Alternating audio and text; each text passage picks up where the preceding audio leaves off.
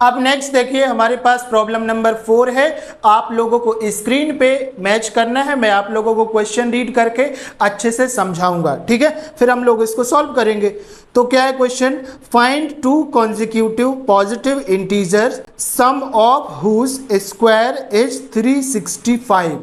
तो यहाँ पे क्या बोल रहा है, सबसे पहले तो टू पॉजिटिव कॉन्जिक्यूटिव नंबर हमको लेट करना है। तो सबसे पहले समझ लो कि कॉन्जिक्यूटिव नंबर क्या होते हैं, कॉन्जिक्यूटिव नंबर क्या होते हैं, ठीक है। देखो कॉन्जिक्यूटिव नंबर हमको सीक्वेंस बताते हैं, पैटर्न बताते हैं कि भाई दो नंबर के बीच में एक पर्टिकुलर डिस्टेंस होगा, ठीक है। जैसे यहां पे मैं लेता हूं x + 2, एक हमारे पास नंबर हो गया। तो जब भी आप x की वैल्यू जब 1 रख रहे हैं तो क्या मिल रहा है, 1 + 2 हमारे पास 3 मिल रहा है, ठीक है। लेकिन जब x की वैल्यू 2 रख रहे हो आप लोग तो क्या हो जाएगा, 2 + 2 कितना मिल जाएगा, 4 हो जाएगा।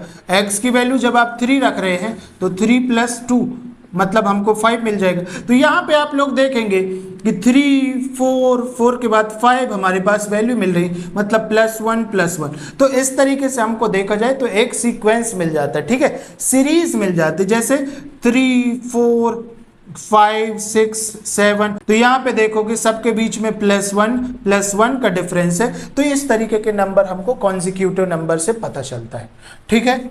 समझ में आ गई बात कि कॉन्जिक्यूटिव नंबर क्या होते हैं। तो हमको टू कॉन्जिक्यूटिव पॉजिटिव नंबर बताना है, तो यहाँ पे लेट करेंगे, ठीक है। लेट फर्स्ट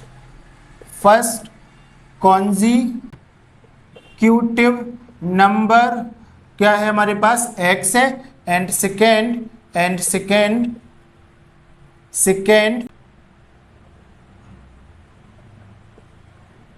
कॉन्जिक्यूटिव नंबर हमारे पास है x + 1, ठीक है। ये दो हमने नंबर लेट कर लिए भाई। यहाँ पे आगे क्या करना है, देखो आपका एक क्वेश्चन क्या बोल रहा है, सम ऑफ हुज स्क्वायर इज 365, मतलब सम ऑफ हुज स्क्वायर। तो यहाँ पे लिख लो अकॉर्डिंग टू इक्वेशन क्या बोल रहा है, हुज सम ऑफ स्क्वायर, मतलब फर्स्ट नंबर का स्क्वायर प्लस सेकेंड क्या है x + 1 का स्क्वायर कर देंगे। तो ये हमारे पास कितना दिया है, 365, ये हमारे पास दिया है, ठीक है। तो ये हमने प्रॉब्लम को पढ़ के उसका इक्वेशन फॉर्म बना लिया है। अब हम इसको सॉल्व करेंगे तो यहाँ पे तो हमारे पास आइडेंटिटी लग जाएगी ना, ठीक है, यहाँ पे आइडेंटिटी लग जाएगी ना।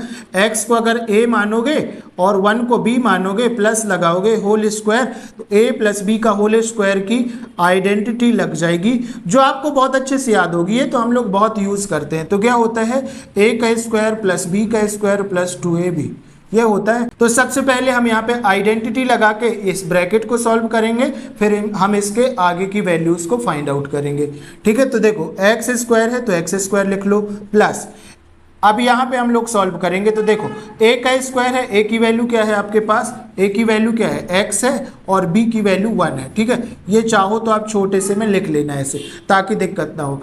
a का स्क्वायर मतलब x का स्क्वायर प्लस लगाओ, b का स्क्वायर मतलब 1 का स्क्वायर प्लस लगाओ, 2 लगाओ इंटू a की वैल्यू क्या है, x है, इंटू b की वैल्यू 1 है, ठीक है। तो ये ब्रैकेट आपके पास सॉल्व हो गया, इज इक्वल टू 365 तो हमारे पास लिखा ही रहेगा।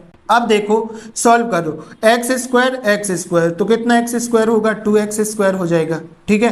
प्लस है तो प्लस लगाओ, यहाँ पे देखो आगे 1 का स्क्वायर सॉल्व करेंगे तो 1 ही रहेगा, प्लस लगाओ, 2 का मल्टीप्लाई 1 के साथ करेंगे तो 2x हो जाएगा, सिर्फ x तो लिखा है तो x हो जाएगा, 2 1 जा 2, x लिखा है तो x आ गया, इज इक्वल टू 365, करेक्ट है। अब देखो यहाँ पे हम आगे सॉल्व करेंगे तो ये हो जाएगा 2x का स्क्वायर प्लस 2x, और यहाँ पे हमारे पास +1 है, ठीक है। अब ये RHS में आएगा, LHS में तो -365 इज इक्वल टू 0। अब इसको सॉल्व करेंगे तो ये हो जाएगा 2x² प्लस 2x, यहाँ पे 365 से 1 सब्सट्रैक्ट होके कितना हो जाएगा, 364 इज इक्वल टू 0, ठीक है। तो इस तरीके से हमने एक इक्वेशन बना लिया है। अब इस इक्वेशन को फैक्टराइजेशन मेथड के थ्रू हम लोग सॉल्व करेंगे। तो आगे देखिए, देखो यहाँ पे इसको हम सॉल्व करेंगे तो इस इक्वेशन को पूरा हम यहाँ पे उठा के लिख लेंगे। तो क्या है आपके पास, 2x² plus 2x minus 364, 2x² plus plus 2x minus 364 is equal to 0। अब देखो, चाहो तो इक्वेशन को छोटा बनाने के लिए डिवाइड बाई 2 कर दो LHS और RHS में, ठीक है। जैसे यहाँ पे डिवाइड बाई 2, यहाँ पे भी डिवाइड बाई 2, यहाँ पे भी डिवाइड बाई 2, यहाँ पे भी डिवाइड बाई 2। यहाँ पे चाहो तो लिख दोगे, क्या लिख दोगे, both side divided, both side divided by 2, ठीक है, ये लिख देंगे आप लोग। तो ये क्या होगा, इससे कट जाएगा, इससे कट जाएगा, ये 2 1 जा 2, 2 1 जा 2, यहाँ पे 1 हुआ, 2 8 जा और 2 2 जा। दैट मीन्स ये हमारे पास कितना बचा, एक्स स्क्वायर प्लस एक्स बचा माइनस 182 बचा इज इक्वल टू 0। इसके साथ करेंगे तो 0 हो जाएगा, ठीक है। तो ये हमारे पास इक्वेशन बचा। अब इसको सॉल्व करना आपको बहुत आसान हो जाएगा, ठीक है। अब आगे वही सेम मेथड, फर्स्ट वाले और लास्ट का मल्टीप्लाई करो, ठीक है। तो कितना हो जाएगा, 1 इंटू 182, दैट मीन्स 182 हो जाएगा, ठीक है।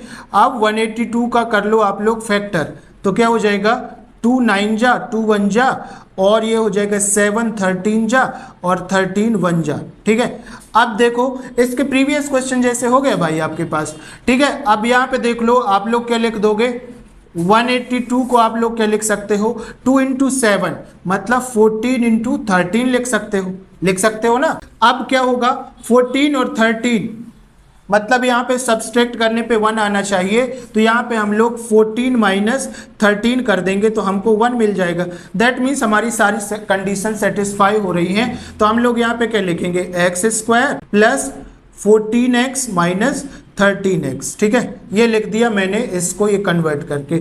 ये कैसे हुआ, तो ये यहाँ पे मैंने बता दिया है। अगर थोड़ा समझ में नहीं आता तो वीडियो को थोड़ा पॉज करना है, पीछे बैक करना है, फिर से समझना है, because that concept is very important. यहाँ पे आप लोग लर्न नहीं कर सकते कोई भी चीज़, आपको कॉन्सेप्चुअल चीज़ें हैं, कॉन्सेप्ट ही ध्यान रखना पड़ेगा आपको, ठीक है। माइनस है तो माइनस लिखो, 182 इज इक्वल टू 0, बाकी चीजें सेम लिखी रहेंगी, ठीक है।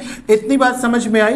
अब क्या करना है आपको, नेक्स्ट स्टेप में 2 पार्ट आप लोगों को सब्सट्रैक्ट कर देना और कॉमन निकाल लेना है। तो देखो, यहाँ से हम लोग क्या कॉमन निकाल सकते हैं, x कॉमन निकलेगा तो x प्लस 14 बचेगा यहाँ से, क्योंकि x तो बाहर निकल गया। माइनस है तो माइनस लगाओ, 13 लिखा है तो 13 लिखो, x यहाँ से 13 कॉमन मतलब x बचे तो x हो जाएगा, माइनस और माइनस क्या होता है भैया आपके पास, प्लस, तो प्लस आ गया। और 13 का डिवीजन 182 में 14 टाइम होगा इज इक्वल टू 0, ठीक है। समझ में आ गई बात आप लोगों को। आगे देखो जब आपका सही होगा तो दोनों साइड का प्रॉब्लम सेम आएगा, तो सेम आ गया, तो सेम आएगा तो क्या लिखना है, x प्लस 14 ब्रैकेट से उठा के एक बार लिख दो, ठीक है। और दूसरी ब्रैकेट में जो आप लोगों ने यहाँ पे लिया है common, x minus 13 is equal to 0, इस तरीके से। अब ये 0 इसके लिए भी है और इसके लिए भी है, that means x plus 14 is equal to 0 और x minus 13 is equal to 0, ठीक है। तो ये क्या हो जाएगा, x इज इक्वल टू, ये 14 तो चला जाएगा यहाँ पे, दैट मीन्स हमारे पास माइनस में 14 हो जाएगा, ठीक है। समझ गए बात को। अब यहाँ पे देखो, x इज इक्वल टू, ये जाएगा यहाँ पे, माइनस में है तो प्लस में हो जाएगा, दैट मीन्स 13। तो हमारे पास 2 वैल्यू आ गई, x की वैल्यू -14 और x की वैल्यू प्लस में 13 आ गई। अब x क्या था भाई, हमारे पास कॉन्जिक्यूटिव नंबर था। अब आपके क्वेश्चन में बोल दिया है ऑलरेडी कि पॉजिटिव कॉन्जिक्यूटिव नंबर है, तो ये किस में है, माइनस में है, ठीक है। ये किस में है, माइनस में, तो इस वैल्यू को नहीं लेना है, हमको पॉजिटिव की वैल्यू लेना है। दैट मीन्स x की वैल्यू क्या होगी, x की वैल्यू 13। दैट मीन्स हमारे पास फर्स्ट कॉन्जिक्यूटिव नंबर क्या होगा भैया, 13 हो जाएगा। और सेकेंड क्या होगा, x प्लस 1 है, दैट मीन्स 13 प्लस 1, तो ये हो जाएगा 14, ठीक है। ये बात समझ में आ गई। First consecutive number is 13 and second consecutive number is 14। इतनी बात समझ में आ गई है।